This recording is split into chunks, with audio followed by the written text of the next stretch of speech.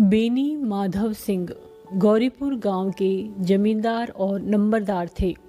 उनके पितामह किसी समय बड़े धन धान्य संपन्न थे। गांव का पक्का तालाब और मंदिर, जिनकी अब मरम्मत भी मुश्किल थी, उन्हीं की कीर्ति स्तंभ थे। कहते हैं इस दरवाजे पर हाथी झूमता था। अब उसकी जगह एक बूढ़ी भैंस थी, जिसके शरीर में 80 पंजर के सिवा और कुछ शेष न रहा था, पर दूध शायद बहुत देती थी, क्योंकि एक न एक आदमी हांडी लिए उसके सिर पर सवार ही रहता था। बेनी माधव सिंह अपनी आधी से अधिक संपत्ति वकीलों को भेंट कर चुके थे। उनकी वर्तमान आय 1000 रुपये वार्षिक से अधिक न थी। ठाकुर साहब के 2 बेटे थे। बड़े का नाम श्रीकंठ सिंह था। उसने बहुत दिनों के परिश्रम और उद्योग के बाद बीए की डिग्री प्राप्त की थी। अब एक दफ्तर में नौकर था। छोटा लड़का लाल बिहारी सिंह दोहरे बदन का सजीला जवान था, भरा हुआ मुखड़ा, चौड़ी छाती।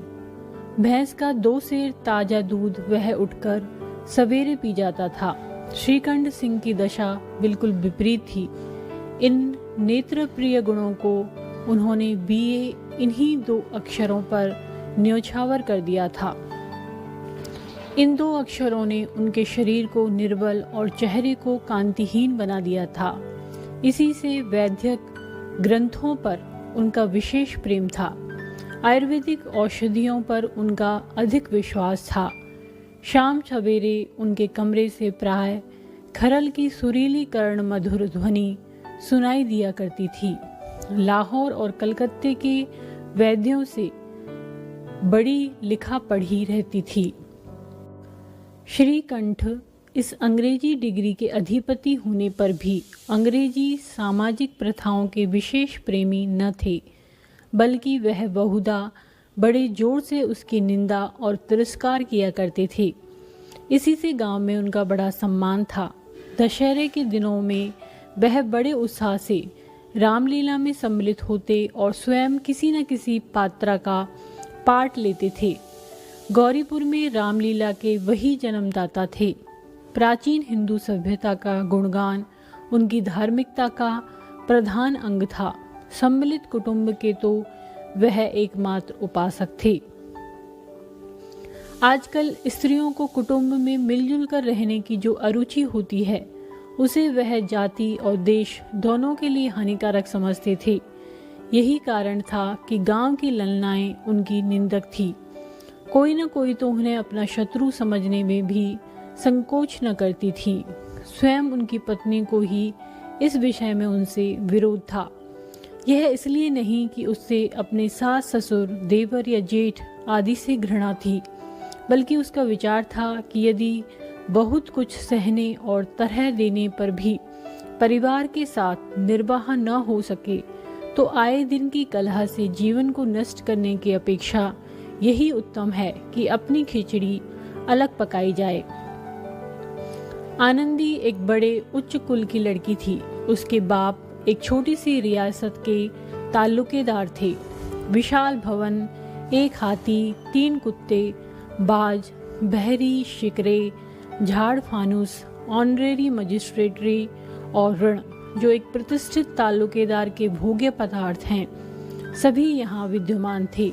नाम था भूप सिंह। बड़े उदारचित्त और प्रतिभाशाली पुरुष थे, पर दुर्भाग्य से लड़का एक भी न था। 7 लड़कियां हुई और दैव योग से सबकी सब जीवित रहीं। पहली उमंग में तो उन्होंने 3 ब्याह दिल खोल कर किए, पर 15-20 हजार रुपयों का कर्ज सिर पर हो गया तो आंखें खुली, हाथ समेट लिया। आनंदी चौथी लड़की थी। वह अपनी सब बहनों से अधिक रूपवती और गुणवती थी। इससे ठाकुर भूप सिंह उसे बहुत प्यार करते थे। सुंदर संतान को कदाचित उसके माता पिता भी अधिक चाहते हैं। ठाकुर साहब बड़े धर्म संकट में थे कि इसका विवाह कहाँ करें। न तो यही चाहते थे कि ऋण का बोझ बढ़े और न ही यही स्वीकार था कि उसे अपने को भाग्यहीन समझना पड़े। एक दिन श्रीकंठ उनके पास किसी चंदे का रुपया मांगने आया। शायद नागरी प्रचार का चंदा था। भूप सिंह उनके स्वभाव पर रीझ गए और धूमधाम से श्रीकंठ सिंह का आनंदी के साथ ब्याह हो गया। आनंदी अपने नए घर में आई तो यहाँ का रंग ढंग कुछ और ही देखा। जिस टीम टाम की उसे बचपन से ही आदत पड़ी हुई थी, वह यहाँ नाम मात्र को भी न थी। हाथी घोड़ों का तो कहना ही क्या, कोई सजी हुई सुंदर बहली तक न थी। रेशमी स्लीपर साथ लाई थी, पर यहाँ बाग कहाँ। मकान में खिड़कियाँ तक न थी, न जमीन का फर्श, न दीवार पर तस्वीरें। यह एक सीधा सादा देहाती गृहस्थ का मकान था, किंतु आनंदी ने थोड़े ही दिनों में अपने को इस नई अवस्था के ऐसा अनुकूल बना लिया मानो उसने विलास के सामान कभी देखे ही न थे। एक दिन दोपहर के समय लाल बिहारी सिंह 2 चिड़िया लिए हुए आया और भावस से बोला, जल्दी से पका दो, मुझे भूख लगी है। आनंदी भोजन बनाकर उसकी राह देख रही थी। अब वह नया व्यंजन बनाने बैठी। हांडी में देखा तो घी पाव भर से अधिक न था। बड़े घर की बेटी किफायत क्या जाने, उसने सब घी मांस में डाल दिया। लाल बिहारी खाने बैठा तो दाल में घी न था। बोला, दाल में घी क्यों नहीं छोड़ा? आनंदी ने कहा, घी सब मांस में पड़ गया। लाल बिहारी जोर से बोला, अभी परसों घी आया है, इतना जल्द उठ गया? आनंदी ने उत्तर दिया, आज तो कुल पाव भर रहा होगा, वह सब मैंने मांस में डाल दिया। जिस तरह सूखी लकड़ी जल्दी से जल उठती है, उसी तरह क्षुधा से बावला मनुष्य जरा जरा सी बात पर भी तिनक जाता है। लाल बिहारी को भाबज की यह डिठाई बहुत बुरी मालूम हुई। तिनक कर बोला, मैके में तो चाहे घी की नदी बहते हों, स्त्री गालियां सह लेती है, मार भी सह लेती है, पर मैके की निंदा उससे नहीं सही जाती। आनंदी मुंह फेर कर बोली, हाथी मरा भी तो 9 लाख का, वहां इतना घी नित्य नाई का हार खा जाते हैं। लाल बिहारी जल गया, थाली उठाकर पलट दी और बोला, जी चाहता है जीप पकड़कर खींच लूं। आनंदी को भी क्रोध आ गया, मुंह लाल हो गया। बोली, वह होते तो आज इसका मजा चखाते। अब अपढ़ उजड़ ठाकुर से न रहा गया। उसकी स्त्री एक साधारण जमींदार की बेटी थी।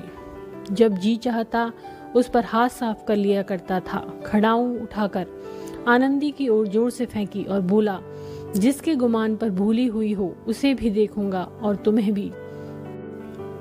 आनंदी ने हाथ से खड़ाऊं रोकी, सिर बच गया, पर उंगली में बड़ी चोट आई। क्रोध के मारे हवा से हिलते पत्ते की भांति कांपती हुई अपने कमरे में आकर खड़ी हो गई। स्त्री का बल और साहस, मान और मर्यादा पति तक है। उसे अपने पति के ही बल और पुरुषत्व का घमंड होता है। आनंदी खून का घूंट पीकर रह गई।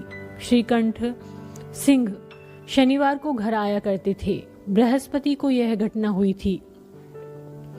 2 दिन तक आनंदी कोप भवन में रही, न कुछ खाया न पिया, उनकी बाट देखती रही।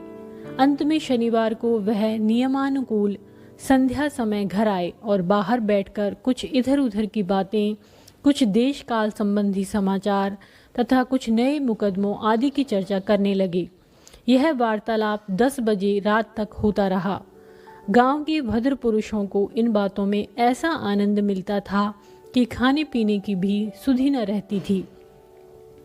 श्रीकंठ को पिंड छुड़ाना मुश्किल हो जाता था। ये 2-3 घंटे आनंदी ने बड़े कष्ट से काटे। किसी तरह भोजन का समय आया, पंचायत उठी, एकांत हुआ तो लाल बिहारी ने कहा, भैया आप जरा भाभी को समझा दीजिएगा कि मुंह संभाल कर बातचीत किया करे, नहीं तो एक दिन अनर्थ हो जाएगा। बेनी माधव सिंह ने बेटे की ओर से साक्षी दी, हाँ, बहू बेटियों का यह स्वभाव अच्छा नहीं कि मर्दों के मुंह लगे। लाल बिहारी वह बड़े घर की बेटी है, तो हम भी कोई कुर्मी का हार नहीं है। श्रीकंठ ने चिंतित स्वर से पूछा, आखिर बात क्या हुई? लाल बिहारी ने कहा, कुछ भी नहीं, यूं ही आप उलझ पड़ी। मैके के सामने हम लोगों को कुछ समझती ही नहीं। श्रीकंठ खा पीकर आनंदी के पास गए। वह भरी बैठी थी। यह हजरत भी कुछ तीखे थे। आनंदी ने पूछा, चित्त तो प्रसन्न है? श्रीकंठ बोले, बहुत प्रसन्न है, पर तुमने आजकल घर में यह क्या उपद्रव मचा रखा है?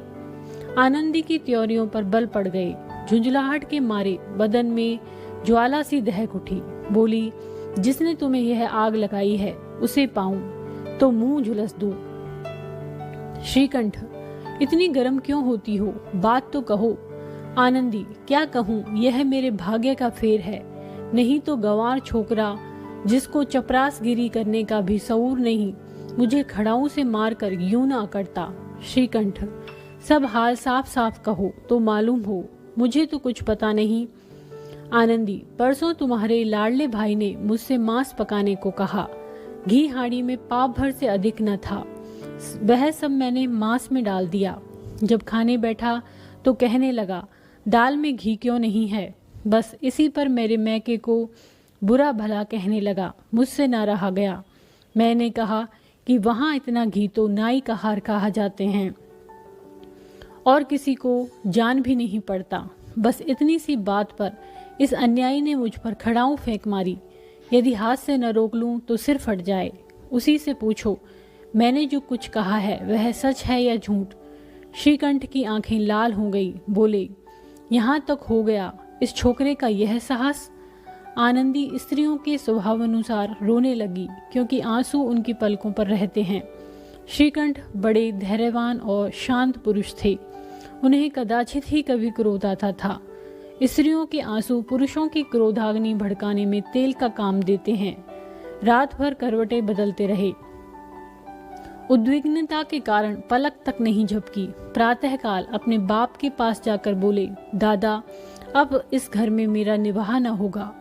इस तरह की विद्रोहपूर्ण बातें कहने पर श्रीकंठ ने कितनी ही बार अपने कई मित्रों को आड़े हाथों लिया था, परंतु दुर्भाग्य आज उन्हें स्वयं वे ही बातें अपने मुंह से कहनी पड़ी। दूसरों को उपदेश देना भी कितना सहज है। बेनी माधव सिंह घबरा उठे और बोले, क्यों? श्रीकंठ, इसलिए कि मुझे भी अपनी मान प्रतिष्ठा का कुछ विचार है। आपके घर में अब अन्याय और हठ का प्रकोप हो रहा है। जिनको बड़ों का आदर सम्मान करना चाहिए वे उनके सिर चढ़ते हैं। मैं दूसरे का नौकर ठहरा, घर पर रहता नहीं। यहाँ मेरे पीछे स्त्रियों पर खड़ाऊ और जूतों की बौछार होती है। कड़ी बात तक चिंता नहीं, कोई एक की दो कह ले, वहां तक मैं सह सकता हूँ, किंतु यह कदापि नहीं हो सकता कि मेरे ऊपर लात घूंसे पड़े और मैं दम न मारूं। बेनी माधव सिंह कुछ जवाब न दे सके। श्रीकंठ सदैव उनका आदर करते थे। उनके ऐसे तेवर देखकर बूढ़ा ठाकुर अबाक रह गया। केवल इतना ही बोला, बेटा, तुम बुद्धिमान होकर ऐसी बातें करते हो। स्त्रियां इस तरह घर का नाश कर देती हैं। उनको बहुत सिर चढ़ाना अच्छा नहीं। श्रीकंठ, इतना मैं जानता हूँ, आपके आशीर्वाद से ऐसा मूर्ख नहीं हूँ। आप स्वयं जानते हैं कि मेरे ही समझाने बुझाने से इसी गांव में कई घर संभल गए, पर जिस स्त्री का मान प्रतिष्ठा का ईश्वर के दरबार में उत्तरदाता हूँ, उसके प्रति ऐसा घोर अन्याय और पशुवत व्यवहार मुझे असह्य है। आप सच मानिए, मेरे लिए यही कुछ कम नहीं है कि लाल बिहारी को कुछ दंड नहीं देता। अब बेनी माधव सिंह भी गरमाए, ऐसी बातें और न सुन सके। बोले, लाल बिहारी तुम्हारा भाई है, उससे जब कभी भूल चूक हो उसके कान पकड़ो। लेकिन श्रीकंठ, लाल बिहारी को मैं अब अपना भाई नहीं समझता। बेनी माधव सिंह स्त्री के पीछे? श्रीकंठ, जी नहीं, उसकी क्रूरता और अविवेक के कारण। दोनों कुछ देर चुप रहे। ठाकुर साहब लड़के का क्रोध शांत करना चाहते थे, लेकिन यह नहीं स्वीकार करना चाहते थे कि लाल बिहारी ने कोई अनुचित काम किया है। इसी बीच में गांव के और कई सज्जन हुक्के चिलम के बहाने वहां आ बैठे। कई स्त्रियों ने जब यह सुना कि श्रीकंठ पत्नी के पीछे पिता से लड़ने को तैयार है तो उन्हें बड़ा हर्ष हुआ। दोनों पक्षों की मधुर वाणियां सुनने के लिए उनकी आत्माएं तिलमिलाने लगी। गांव में कुछ ऐसे कुटिल मनुष्य भी थे जो इस कुल की नीतिपूर्ण गति पर मन ही मन जलते थे। वे कहा करते थे, श्रीकंठ अपने बाप से दबता है, इसलिए वह दब्बू है। उसने विद्या पढ़ी, इसलिए वह किताबों का कीड़ा है। बेनी माधव सिंह उसकी सलाह के बिना कोई काम नहीं करते, यह उनकी मूर्खता है। इन महानुभावों की शुभकामनाएं आज पूरी होती दिखाई दी। कोई हुक्का पीने के बहाने और कोई लगान की रसीद दिखाने आकर बैठ गया। बेनी माधव सिंह पुराने आदमी थे, इन भावों को ताड़ गए। उन्होंने निश्चय किया, चाहे कुछ ही क्यों न हो, इन द्रोहियों को ताली बजाने का अवसर न दूंगा। तुरंत कोमल शब्दों में बोले, बेटा मैं तुमसे बाहर नहीं हूँ, तुम्हारा जो जी चाहे करो। अब तो लड़के से अपराध हो गया। इलाहाबाद का अनुभव रहित झल्लाया हुआ ग्रेजुएट इस बात को न समझ सका। उसे डिबेटिंग क्लब में अपनी बात पर अड़ने की आदत थी। इन हथकंडों की उसे क्या खबर। बाप ने जिस मतलब से बात पलटी थी वह उसकी समझ में न आई। बोला, लाल बिहारी के साथ अब इस घर में नहीं रह सकता। बेनी माधव, बेटा बुद्धिमान लोग मूर्खों की बात पर ध्यान नहीं देते। वह बेसमझ लड़का है, उससे जो कुछ भूल हुई उसे तुम बड़े होकर क्षमा करो। श्रीकंठ, उसकी इस दुष्टता को मैं कदापि नहीं सह सकता। या तो वही घर में रहेगा या मैं ही। आपको यदि वह अधिक प्यारा है तो मुझे विदा कीजिए, मैं अपना भार आप संभाल लूंगा। यदि मुझे रखना चाहते हैं तो उससे कहिए जहां चाहे चला जाए। बस यह मेरा अंतिम निश्चय है। लाल बिहारी सिंह दरवाजे की चौखट पर चुपचाप खड़ा बड़े भाई की बातें सुन रहा था। वह उनका बहुत आदर करता था। उसे कभी इतना साहस न हुआ था कि श्रीकंठ के सामने चारपाई पर बैठ जाए, हुक्का पी ले या पान खा ले। बाप का भी वह इतना मान न करता था। श्रीकंठ का भी उस पर हार्दिक स्नेह था। अपने होश में उन्होंने कभी उसे गुड़का तक न था। जब वह इलाहाबाद से आते तो उसके लिए कोई न कोई वस्तु अवश्य लाते। मुगदर की जोड़ी उन्होंने ही बनवा दी थी। पिछले साल जब उसने अपने से ड्योढ़े जवान को नाग पंचमी के दिन दंगल में पछाड़ दिया तो उन्होंने पुलकित होकर अखाड़े में ही जाकर उसे गले से लगा लिया था। 5 रुपए के पैसे लुटाए थे। ऐसे भाई के मुंह से आज ऐसी हृदय विदारक बात सुनकर लाल बिहारी को बड़ी ग्लानि हुई। वह फूट फूट कर रोने लगा। इसमें संदेह नहीं कि वह अपने किए पर पछता रहा था। भाई के आने से एक दिन पहले से उसकी छाती धड़कती थी कि देखूं भैया क्या करते हैं, मैं उनके सम्मुख कैसे जाऊंगा, उनसे कैसे बोलूंगा, मेरी आंखें उनके सामने कैसे उठेंगी। उसने समझा था कि भैया मुझे बुलाकर समझा देंगे। इस आशा के विपरीत आज उसने उन्हें निर्दयता की मूर्ति बने हुए पाया। वह मूर्ख था, परंतु उसका मन कहता था कि भैया मेरे साथ अन्याय कर रहे हैं। यदि श्रीकंठ उसे अकेले में बुलाकर 2-4 बातें कह देते, इतना ही नहीं 2-4 तमाचे भी लगा देते तो कदाचित उसे इतना दुख न होता। पर भाई का यह कहना कि अब मैं उसकी सूरत नहीं देखना चाहता, लाल बिहारी से सहा न गया। वह रोता हुआ घर आया। कोठरी में जाकर कपड़े पहने, आंखें पोंछी, जिससे कोई यह न समझे कि रोता था। तब आनंदी के द्वार पर आकर बोला, भाभी भैया ने निश्चय किया है कि वह मेरे साथ इस घर में न रहेंगे। अब वह मेरा मुंह नहीं देखना चाहते, इसलिए अब मैं जाता हूँ। उन्हें फिर मुंह न दिखाऊंगा। मुझसे जो कुछ अपराध हुआ उसे क्षमा करना। यह कहते कहते लाल बिहारी का गला भर आया। जिस समय लाल बिहारी सिंह सिर झुकाए आनंदी के द्वार पर खड़ा था, उसी समय श्रीकंठ सिंह भी आंखें लाल किए बाहर से आए। भाई को खड़ा देखा तो घृणा से आंखें फेर ली और कतरा कर निकल गए, मानो उसकी परछाई से दूर भागते हों। आनंदी ने लाल बिहारी की शिकायत तो की थी, लेकिन अब मन में पछता रही थी। वह स्वभाव से ही दयावती थी। उसे इसका तनिक भी ध्यान न था कि बात इतनी बढ़ जाएगी। वह मन में अपने पति पर झुंझला रही थी कि यह इतने गर्म क्यों होते हैं। उस पर यह भय भी लगा हुआ था कि कहीं मुझसे इलाहाबाद चलने को कहें तो कैसे क्या करूंगी। इसी बीच में जब उसने लाल बिहारी को दरवाजे पर खड़े यह कहते सुना कि अब मैं जाता हूँ, मुझसे जो कुछ अपराध हुआ क्षमा करना, तो उसका रहा सहा क्रोध भी पानी हो गया। वह रोने लगी। मन का मैल धोने के लिए नयन जल से उपयुक्त और कोई वस्तु नहीं है। श्रीकंठ को देखकर आनंदी ने कहा, लाला बाहर खड़े बहुत रो रहे हैं। श्रीकंठ, तो मैं क्या करूं? आनंदी, भीतर बुला लो, मेरी जीभ में आग लगे, मैंने कहाँ से यह झगड़ा उठाया। श्रीकंठ, मैं न बुलाऊंगा। आनंदी, पछताओगे, उन्हें बहुत ग्लानि हो गई है, ऐसा न हो कहीं चल दें। श्रीकंठ न उठे। इतने में लाल बिहारी ने फिर कहा, भाभी, भैया से मेरा प्रणाम कह दो, वह मेरा मुंह नहीं देखना चाहते, इसलिए मैं भी अपना मुंह उन्हें नहीं दिखाऊंगा। लाल बिहारी इतना कहकर लौट पड़ा और शीघ्रता से दरवाजे की ओर बढ़ा। अंत में आनंदी कमरे से निकली और उसका हाथ पकड़ लिया। लाल बिहारी ने पीछे फिर कर देखा और आंखों में आंसू भरे बोला, मुझे जाने दो। आनंदी, कहाँ जाते हो? लाल बिहारी, जहाँ कोई मेरा मुंह न देखे। आनंदी, मैं न जाने दूंगी।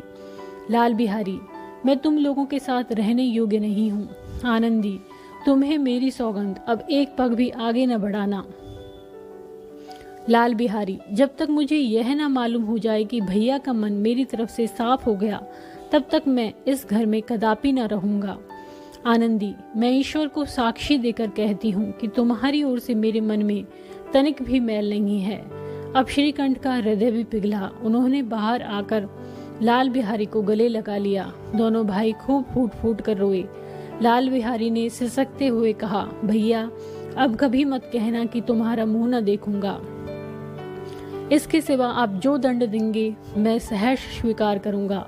श्रीकंठ ने कांपते हुए स्वर से कहा, लल्लू, इन बातों को बिल्कुल भूल जाओ। ईश्वर चाहेगा तो फिर ऐसा अवसर न आवेगा।